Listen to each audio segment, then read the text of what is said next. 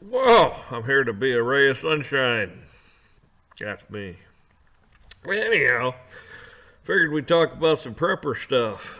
Everybody loves that. Hey, this is a scenario for you. You got your 100-pound backpack on, carrying your 2 5-gallon pails of free-dried food. And you're standing there staring at 1,000 people in your secret, nobody knows where it is, hiding place. What do you do? Well, first of all, you haven't thought about plan B. Didn't think about plan A very well either. I'm kind of screwed up. You're screwed. I mean, I've tried to kind of hit this before about you got to be practical, people. You're going to bug out of your house. Well, we're not going to leave our house, but by God, we're going to grow a garden. Well, nothing wrong with gardens. Oh, we're going to raise some rabbits. Well, nothing wrong with rabbits. Maybe have a nice rabbit stew.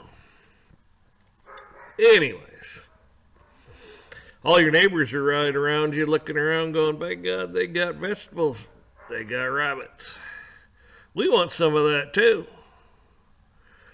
What are you going to do? Sit out there all night 24/7 watching guard over your rabbits in your garden? Is that what you're going to do? You're not going to get sleepy and fall asleep? Have them come over and take a few things? Oh, you don't have enough for them too. Oh, you're screwed.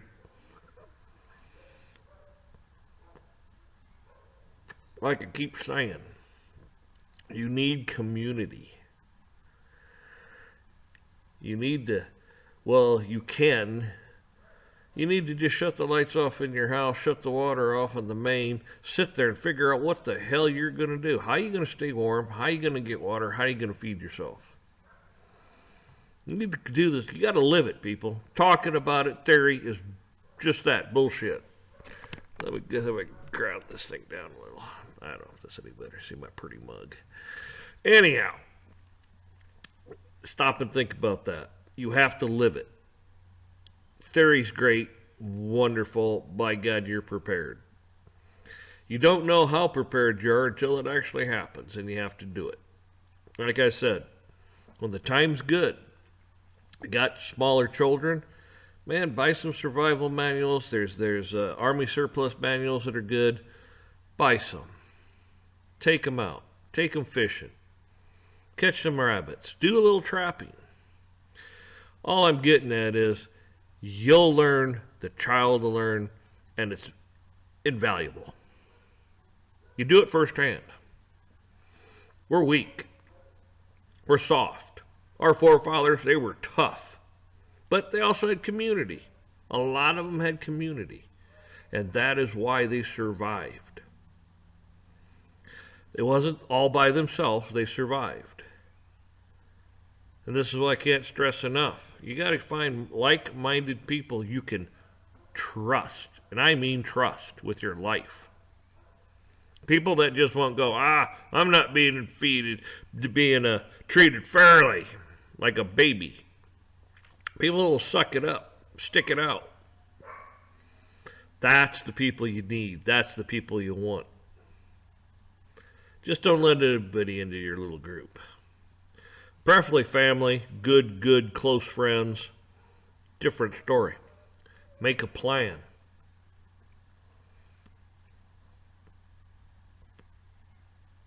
Be ready to turn a garage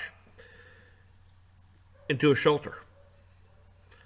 Be ready to turn a little shed in your backyard, gardening shed, into a shelter for others, family, friends, whoever else.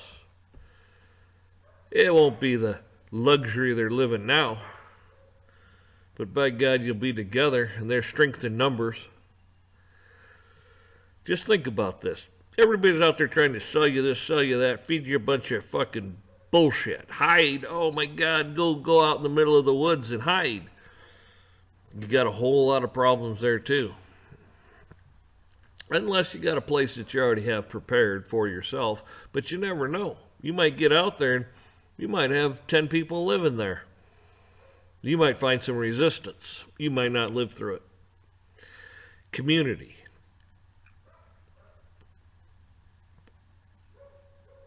What happens when you get that little flu bug and, man, you're sitting there with 102, 104 temperature, shivering, dehydrated, can't hardly get up. Got to have people there to help you. What happens if you're out wood and you're chopping firewood? And, well, I've seen some people chop firewood. They're lucky they got legs and toes. Like I said, you got to have people around to help you. You got to know how to make a tourniquet. It's not real hard, but by God, squeeze it on there till it hurts, and then squeeze it some more. Wrap that thing tight. It ain't going to be fun. It ain't going to feel good, but it might just keep you alive. Oh, who's going to patch you up? That's the other problem. Yeah. I mean, if you can gut a deer and process this stuff and this and that, man, I'd get yourself at least some medical manuals too. You're not a doctor, but you might learn enough to keep somebody alive. Maybe not, but you tried. I mean, would you like to be the guy standing around going, yeah, I could have ran out the road there, grabbed that little kid and kept him from getting run over. But no, I was too much of a coward chicken shit, and I let the kid get run over, and I stood there and watched it. I'd rather die trying, because I don't want to live that way the rest of my life going, man, I should have, I should have, I could have. But I'm not going to live that way. I'd rather die trying. You got to think about this stuff, folks. It ain't just you.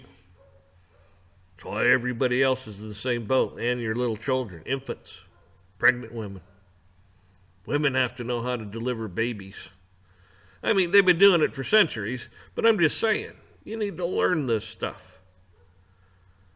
If somebody in the family's a nurse, that is awesome. She can teach some people some other stuff, so if something happens to her, hopefully other people have a basic idea.